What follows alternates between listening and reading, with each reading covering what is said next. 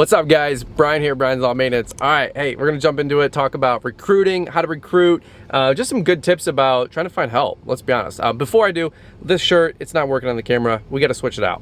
All right, so hey, welcome back. This shirt, it just works so much better with the lighting on the camera. And also, sorry for the sunglasses. I know I wear them a lot, but it's super bright out, okay? It's super bright, super hot, super sunny. All right, one thing that a lot of you guys wanted to have me weigh in on, like I'm the authority here. Here's the deal. I'm just like you guys. I run my own business. I need help.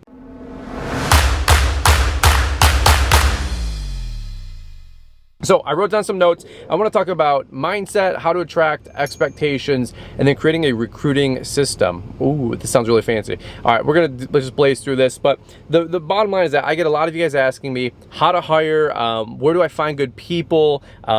You guys can't seem to find good people and people keep burning through the mill, or you hire them and they turn out to be winos, wackos, crazy people, unaccountable, a lot of things here. So we can address some of it.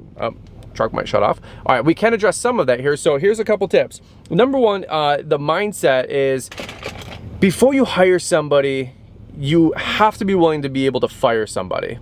So like before you even start having this conversation about hiring, make sure that you're also comfortable with firing. Sometimes you guys can't say no to a customer and cancel them. Lord knows that I've suffered and struggled with that in the past. Not usually an issue today, but same thing with hiring somebody. You've got to be willing to fire them as well. So my background is I used to work at Little Caesars and I ran a store. And I had 20, 25 employees working for me, literally, and I ran that thing for 18 months. So I've hired and fired a lot of freaking people. But even before that, I was a co-manager and a traveling store training manager.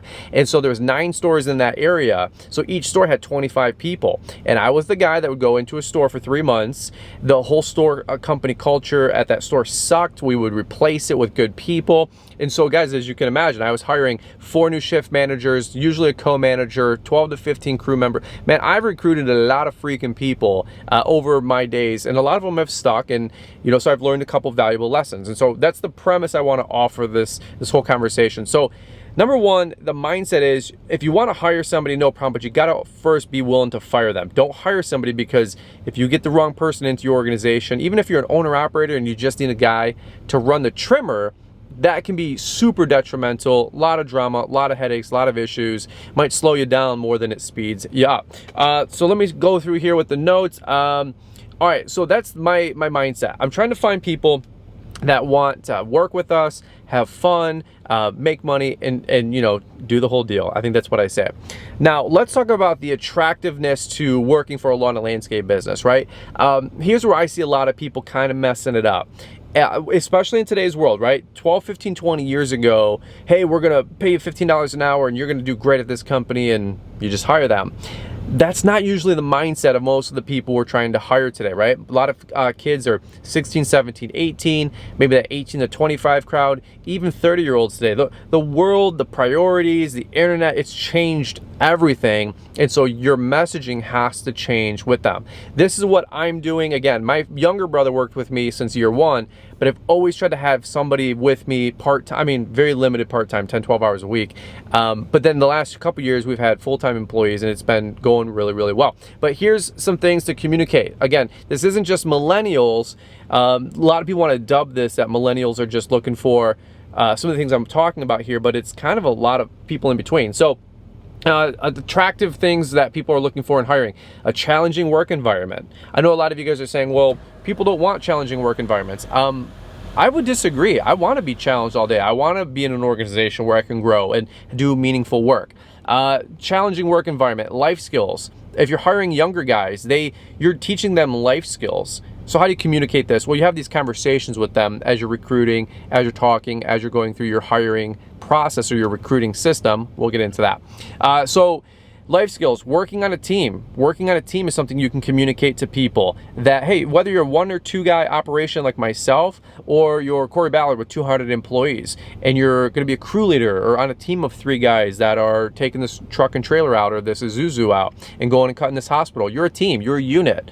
A lot of people want to be part of a team. That's something that you got to bake into your company culture, is that you got to include accountability with that, and I'll get into that. We take pride in our work. A lot of folks are looking for meaningful work. You're like, well, nobody wants to do lawn care landscaping. It's tough, it's brutal, it sucks, you know, it's hot days, long days.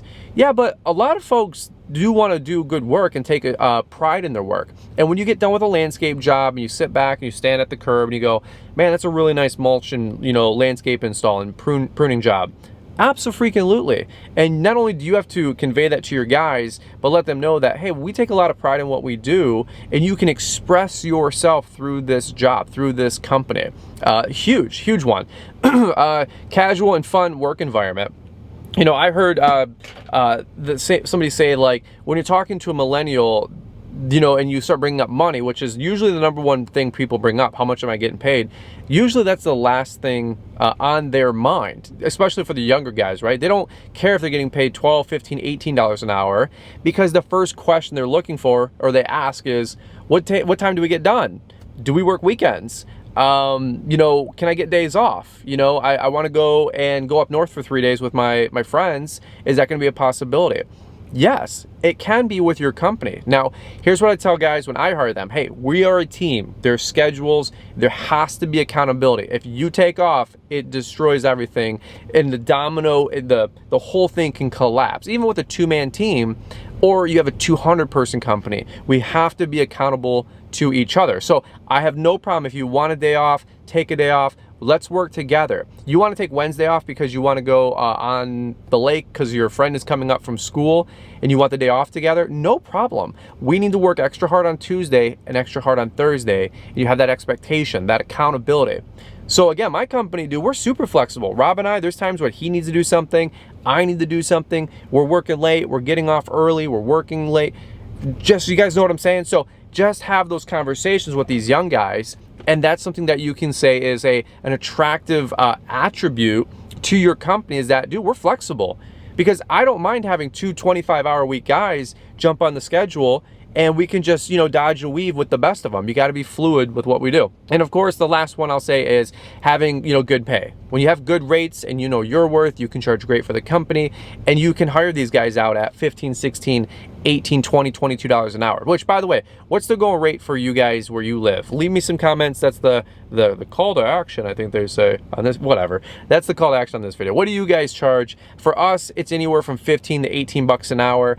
Rob's in between there, and we do a lot of other compensation. I take him to lunch 4 days a week. I buy all of his lunches. It's the least I can do. He wanted a Yeti the other day. I said, dude, company car, let's get you a Yeti. No big deal. So I'm so thankful for my hires and my help that I not overcompensate, but I want to over deliver. I want to give so much back to them because I'm so appreciative. So what's the going rate? It's up to you guys. What do you want to charge these guys? But here's the bottom line. My mindset is, if you're leading with, hey, we pay 15 bucks an hour.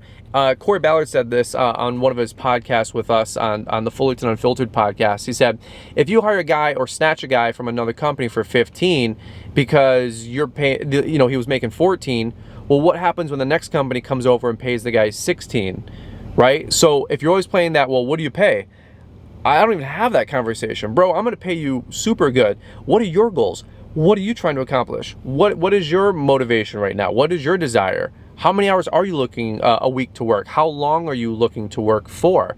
Let's have these conversations, other than just saying, hey, dude, we'll start you tomorrow. We start at 14. If you don't suck, I'll pay you 15, right? Are you any good on a trimmer? No. Slow down, pay them good, but figure out where they can fit into your organization based on their needs, wants, desires, and goals for that summer or winter season.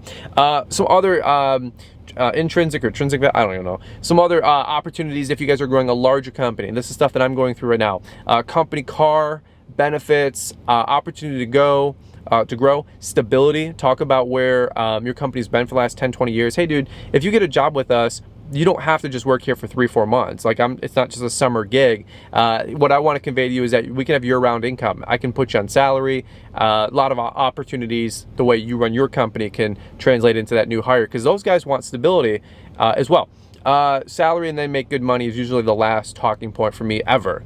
Like, if somebody wants a job, it's not even, dude, I'll take care of you. Just, are you accountable? Are you a team player? Do you make excuses? If so, you're not going to work in my company, because one day off can throw out a whole week's of schedule. When I got 40 yards of mulch getting delivered, a tractor getting delivered, 3 guys on the job, if you call off, the team is screwed. Here's what I'll say when you're hiring people is when you are talking about hiring them, scare them away before you try to sell them on you, okay? Have them sell you on them. Do you know what I'm saying? Like, you guys are like, oh dude, it'll be great, it'll be awesome, it'll be amazing. No, like have those guys sell themselves on you. Why should they be working for your company? I'm very slow to hire, very fast to fire. So here's the deal, shake it up. Don't be afraid to give them the proper expectations. It's gonna suck on some days, dude. It's gonna be 90 degrees. I'm gonna crack my knuckles on something and swear, and I'm gonna be frustrated. I'm not frustrated at you. I have bad days, good days. Mower stuck in the mud. You're gonna get stung by a bee. Rocks hit us in the face.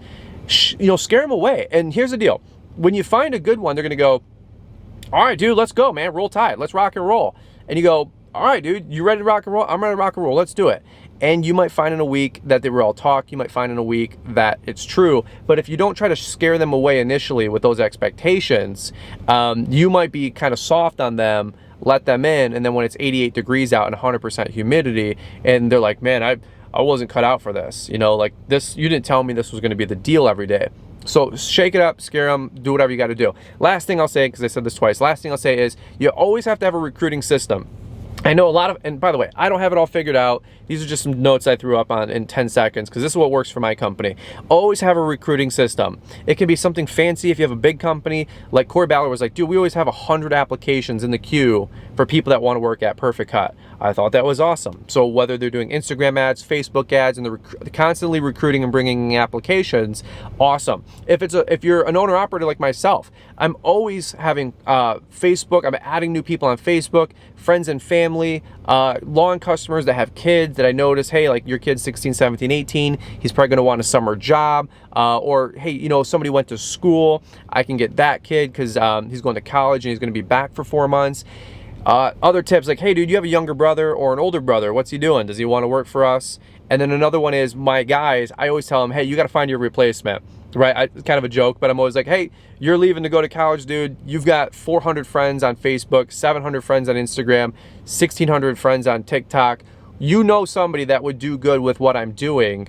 Who's the guy that can replace you? Well, my friend Josh, he's an athlete. He plays baseball. I don't know what he's doing right now for summer cash. He's working at Eddie Bauer, making $9 an hour. He hates it. Dude, give me his number. Let's get him into what we're doing here. You train him before you're out. Cost me a little bit on labor because I'm running 2 guys and it's not super productive, but I'll run both for 2 weeks. This guy's going back to college while this guy just graduated and he's waiting for his big boy job, or he's taking a skip year after high school. Do you guys get what I'm saying? So everybody's got a system. That's Josh Landomir. Everybody's got a system.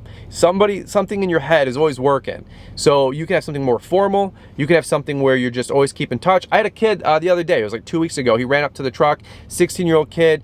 Hey, dude, you guys hiring? I said, unfortunately, dude, I'm not. I just got me and my guy. I said, but he might be looking for an electrician job. Love to keep in touch. What's the number? So I had him text me. We're going to keep in touch.